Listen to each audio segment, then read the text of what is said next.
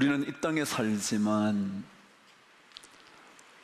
이 땅의 모든 환경과 조건에 매여 있는 듯 하지만 그럼에도 불구하고 우리는 이 땅에 마음을 두고 사는 인생이 아니라 하늘나라를 살아가는 사람이라 생각이 듭니다. 우리 모두 육신을 가진 존재이니 당연히 이 육신의 삶을 위한 이 땅의 삶이 우리와 밀접하게 관련되어 있을 겁니다. 그럼에도 불구하고 우리는 그 삶이 우리 그리스도인의 삶의 전체를 설명할 수 없기에 우리는 하늘나라에 연결된 인생을 산다, 그렇게 말할 수 있죠. 오늘 마태복음 25장은 천국의 비유 3가지를 기록하고 있습니다. 그 첫 번째가 바로 오늘 여러분과 제가 묵상할 10처녀의 비유, 슬기로운 처녀와 미련한 처녀의 이야기, 등과 기름의 이야기. 그 두 번째가 바로 달란트 비유입니다. 이것은 천국 백성이 살아가는 삶에 대한 아주 정확한 방향을 제시한 비유입니다. 5달란트, 2달란트, 그리고 1달란트. 마지막 3번째 천국의 비유는 인자가 오실 때 심판이 이루어지게 될 텐데 그때 양은 오른편에 염소는 왼편에 있게 될 것이라는 천국이 올 때 이루어지게 되는 심판의 이야기 3가지가 기록되어 있습니다. 이 천국 이야기를 통해서 주님은 하나님의 백성들은 천국을 사는 인생이어야 함을 강조하시는 듯 합니다. 우리는 이 땅에 살아가지만 천국을 삽니다. 이 땅을 살면서도 천국의 삶을 누릴 뿐만 아니라 마침내 영원한 그 나라에서 천국 삶을 영위하게 될 겁니다. 튀르키예에 가면, 터키라는 나라에 가면 데린쿠유라는 지하도시가 있습니다. 그 지하도시는 가장 깊은 곳은 60m 가량이 된다 합니다. 말하자면 우리의 집 한 층을 3m 정도로 잡아본다면 적어도 20층쯤 되는 거대한 땅굴 도시입니다. 도시라고 말씀드리는 이유는 그 속에 삶을 살 수 있는 대부분의 것들을 확인할 수 있기 때문이랍니다. 심지어 그 옛날에 그 깊은 땅 속에 환기시설을 다 마련해 놓았다 그러네요. 근데 그 땅속 지하 도시는 로마 시대의 박해를 피해 신앙을 지키기 위하여 그곳을 찾아 들어가 땅속 깊은 곳까지 내려간 박해자들의 삶의 현장이라 그럽니다. 핍박받는 그리스도인의 삶의 터전이었죠. 그 깊은 암흑의 땅 속에서 그들의 믿음을 몇 세기 동안 지켜왔다는 거죠. 그곳은 이스탄불에서 남쪽으로 내려가다 보면 가파도기아라는 지역에 위치해 있습니다. 그 당시 그 가파도기아에 가장 탁월한 한 주교, 요즘으로 말하면 목회자가 있었는데 그의 이름이 바실리우스라는 주교였답니다. 근데 그의 기록은 교회사 여러 곳에 기록으로 남겨져 있습니다. 황제 발렌스의 핍박을 받을 때 그가 남긴 이야기들, 그 중에 이런 얘기가 있었다죠. 황제가 말합니다. 그리스도를 이 시간 당신이 고백한다면 당신의 땅에서 추방하겠어? 유배를 보내겠어? 그래서 그때 바실리우스의 대답이 이러했다 합니다. 그러시냐고. 그런데 내가 살고 있는 이 땅은 내 땅이 아니라 하나님의 땅입니다. 그러니 나를 어디로 보내셔도 그 땅은 하나님의 땅이고 그곳이 바로 제 집입니다. 어디로 쫓아보내도 주님이 계시는 그 땅이기 때문에 그 집이 바로 내 집입니다. 그러니 유배라는 말과 추방이라는 말은 전혀 어울리지 않습니다. 그래서 다시 한번 말합니다. 그리스도를 고백하면 당신의 목숨까지 앗아갈 수 있어. 그랬더니 그가 말합니다. 그렇다면 그것은 더 큰 은혜입니다. 하나님께 더 빨리 갈 수 있는 길이기 때문입니다.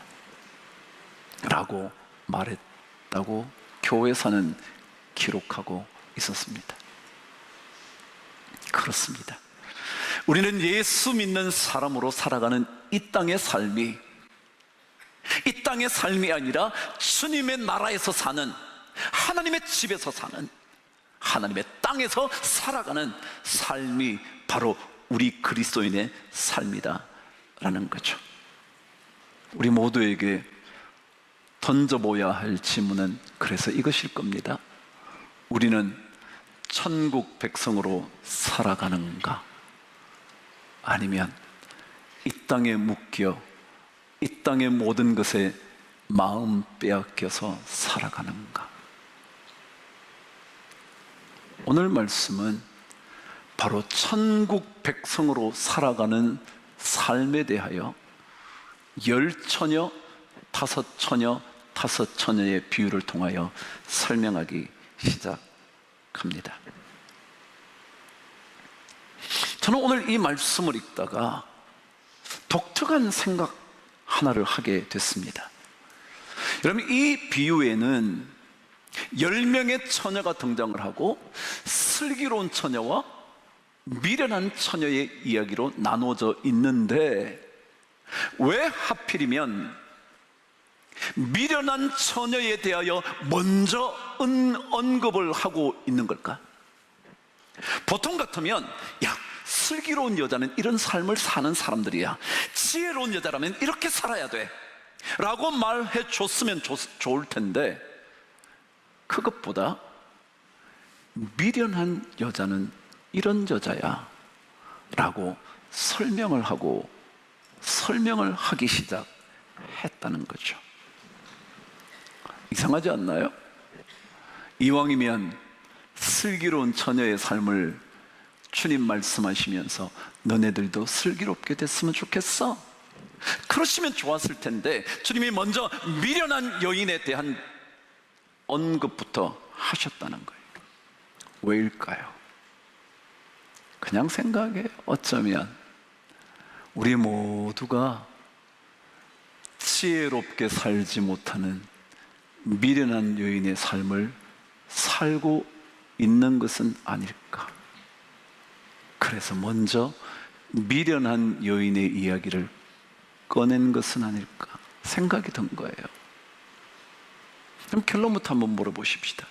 왜 이들이 미련하다고 주님의 평가를 받았죠? 이유는 하나였습니다. 바로 기름을 가지지 못했기 때문이었다는 겁니다. 기름을 가지지 못한 여인을 미련하다고 설명했습니다. 오늘 3절이 그렇게 말합니다. 미련한 자들은 등을 가지되 기름을 가지지 못했다는 겁니다. 기름이 없는 사람을 미련하다 그랬습니다. 그렇다면 여러분, 기름이 뭔가요? 도대체 기름이 뭐예요? 기름은요, 등을 등되게 하는 것. 이해가 되십니까? 등을 등되게 하는 것, 등을 등의 역할을 감당할 수 있게 하는 것. 이것이 없으면 등은 사실 아무 소용도 없을 가능성이 있는 것. 어쩌면 조금 괜찮은 등이라면 골동품으로나 쓰일지는 몰라도 등의 진짜 역할은 하지 못하는, 그리고 보잘것없는 등이라면 고물상에 팔리든 아니면 쓰레기통에 버려지든 할 등. 말하자면 기름이 있어야 등이 등되는 것. 말을 한번 바꿔볼까요? 그리스도인들에게 기름이라는 게 뭘까요? 그것은요, 그리스도인을 그리스도인 되게 하는 것. 다시 한번요, 그리스도인들인 여러분과 저에게 기름이 뭐냐 하면 그리스도인인 내가 그리스도인답게 되는 것, 그리스도인답게 살아가도록 만드는 것, 그게 기름이라는 거예요. 그렇지 않으면 우리의 삶은 기름 없는 등과 같아서 그저 장식용으로나 쓰일까? 아니면 고물상에 팔려 가버리거나 말까 하는 존재에 불과하다라는 거죠. 저 목사예요. 담임 목사거든요. 근데 만일 저에게 기름이 없다면 저는 아무것도 아니라는 거예요. 장로님과 권사님과 집사님이신 여러분들에게 만일 그리스도인의 기름이 없다면 그건 다 아무것도 아닌 껍데기만 담임 목사예요. 껍데기만, 저 사람 목사래, 저 사람 예수 믿는데 껍데기만, 등만 남아있는, 등의 역할을 하지도 못하는, 그게 바로 기름 없는 미련한 자다, 그런 얘기죠. 그렇다면 여러분, 그리스도인이 그리스도인답게 되는 기름이라는 것은 어떤 것일까? 그것이 없었던, 그것을 함께 가져오지 못했던 그 여인에게 미련하다고 말씀하신 그 미련함은 도대체 뭘까? 사전을 찾아보니까 미련하다라는 단어의 첫 번 뜻이 마음이 복잡한 것, 그렇게 되어 있더라고요. 뭐라고요? 시작. 그렇습니다. 그리스도인들에게 미련하다는 것, 기름이 없다는 것은 뭐냐 하면 그리스도인에게 너무너무 복잡한 삶이 이루어지고 있는 것, 그게 미련하대. 그럼 뭐예요, 여러분? 우리는요, 하나님 한 분만 있으면 되는데 하나님 한 분 외에 나머지 것들이 너무 많아서 너무너무 복잡한 거예요. 예를 들어 하나님을 믿는데도 돈 문제 때문에, 자식 문제 때문에, 그리고 남편 문제 때문에, 그리고 내 삶의 지위 때문에, 이것 때문에 너무 복잡한 거예요. 하나님 한 분만 있으면 되는데 머리가 너무 복잡한 거예요. 그게 미련하다, 그게 기름이 없다. 예수 믿는 사람은 하나님 때문에 조금 단순해져야 합니다. 좀 더 강력하게 표현하자면 조금 단순 무식해야 합니다. 예수 외에 다른 건 너무 많이 복잡하게 막 이것도 저것도 막 온갖 생각을 다 하면서 인생을 사는 것이 아니라 하나님 한 분만 있으면 된다. 예수의 피 밖에 없네. only one입니다. 이것만 있으면 된다. 성경도요, 악에 대하여는 조금 어린아이같이 무지해야 된다는 거예요. 어떤 사람은요, 악한 것은 너무 잘 알아. 못된 짓은 골라 해. 근데 어떤 사람은요, 그게 뭔지도 몰라. 제가 언제도 그랬잖아요. 도대체 어떤 사람은요, 어떻게 그렇게 엄난한 것을 잘 찾아내는지. 난 도대체 찾을 수가 없어. 찾으면 벌써 다 지나갔대. 왜 그런 거예요? 우리는 예수님 때문에, 하나님 때문에 조금 단순해지는 거예요. 없으면 그만이지. 없으면 그만이지. 우리 마음이 왜 그렇게 복잡해요? 여러분, 이스라엘 백성이 광야 생활을 마치며 드디어 가나안 땅으로 들어가게 될 바로 직전에 행했던 한 가지 일이 있었습니다. 그것은 바로 정탐꾼, 각 지파의 대표 한 사람을 선택해 12명을 그 땅을 정탐하게 한 것이었습니다. 그 이야기는 다 알고 계시다시피 돌아온 그들의 보고였습니다. 10명의 지파 대표자들은 전부 다 말합니다. 아말렉, 거기에 살고 있는 그 족속들은 장대합니다. 그 땅은 우리를 삼킬 만큼 거대합니다. 우리는 그들에 비하면 뭡니다? 시작, 메뚜기입니다. 그렇게 말했습니다. 그래서 절대 가면 안 된다 그랬습니다. 그런데 그들 10명과는 다르게 완전히 확신에 찬 사람이 하나 있었습니다. 두 사람이 있었습니다. 누구요? 여호수아와 갈렙. 아닙니다. 그 땅은 진짜 하나님이 주신 젖과 꿀이 흐르는 땅입니다. 우리는 그 땅에 가야 합니다. 아니, 가면 우리께 됩니다. 그들은 우리의 밥입니다. 성경 번역을 바꾸고 났더니 그들은 우리의 먹이라 그랬습니다. 여러분, 사람이 무슨 먹이를 먹나요? 동물이 먹이를 먹지. 우리는 밥이 더 맞아. 우리의 밥이야. 밥이야. 저 우리 밥이야. 너 다 죽었어. 라고 말할 수 있던 확신에 찼던 이유가 뭐예요, 여러분? 뭐 때문에? 다른 10명은 이거 우리 죽었어. 우리 갈 수 없어. 우리는 메뚜기 같은 존재야. 우리는 감히 싸울 잽도 안 돼. 라고 말하고 있는데 이 두 사람은 무엇 때문에 그렇게 확신에 차서 그들 두려워할 거 없습니다. 그들 두려워할 거 없습니다. 우리 가야 됩니다. 그들 우리 밥이거든요. 라고 했을까요?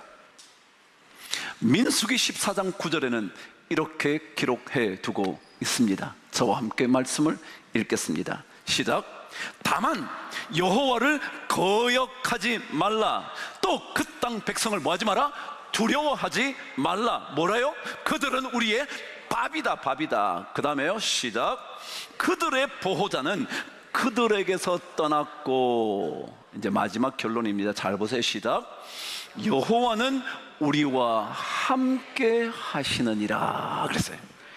여러분, 갈렙과 여호수아의 확신이 뭐냐 하면 하나님이 함께 계셔. 하나님이 함께 계시니까 저거 아무것도 아니야. 단순합니다. 그런데 나머지 10명은요 복잡합니다.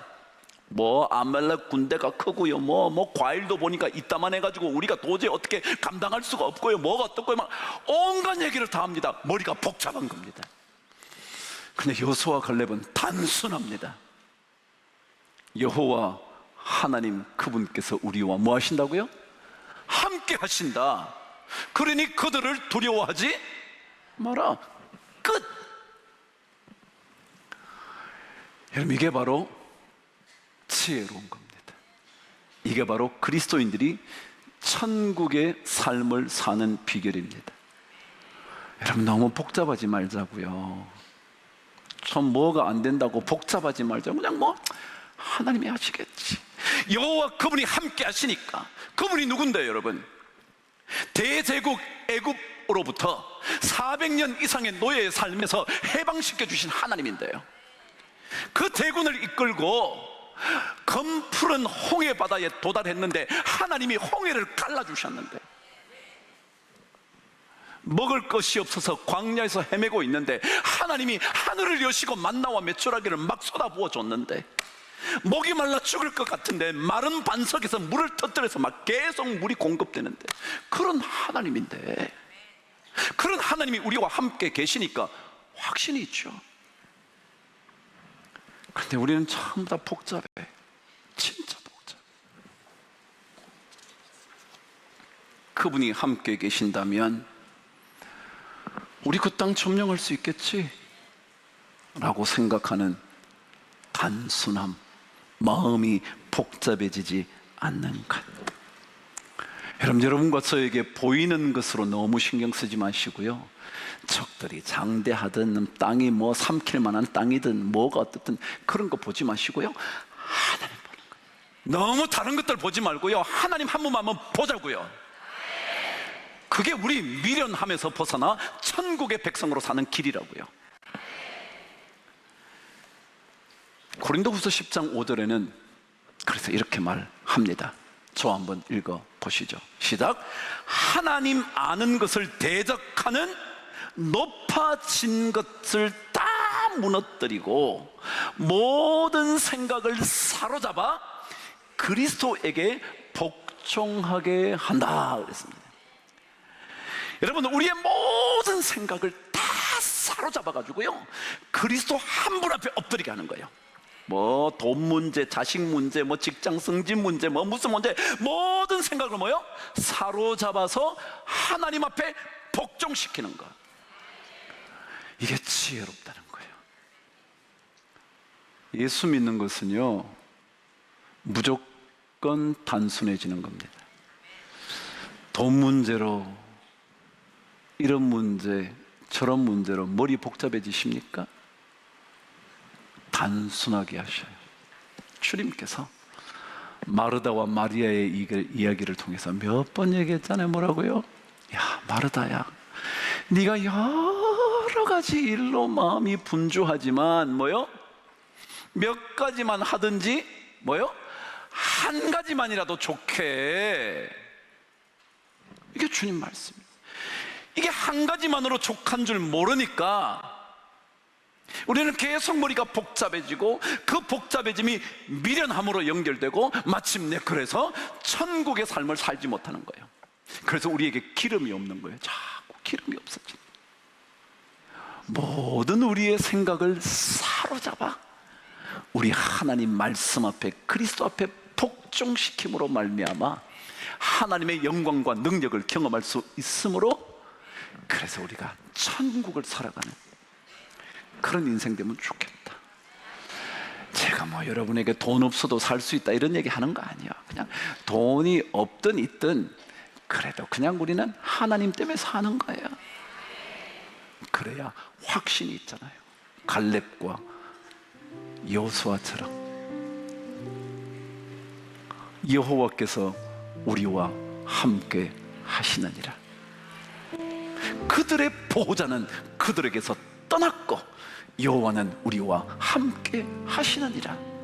그들을 두려워하지 말라. 많은 복잡한 것 두려워하지 말아요. 하나님께서 길을, 홍해를 여시듯 열어주시게 될 줄 믿어요. 기름 가지십시다.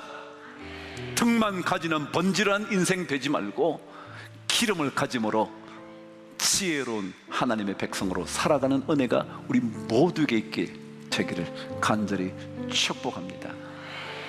소리가 너무 작았어요.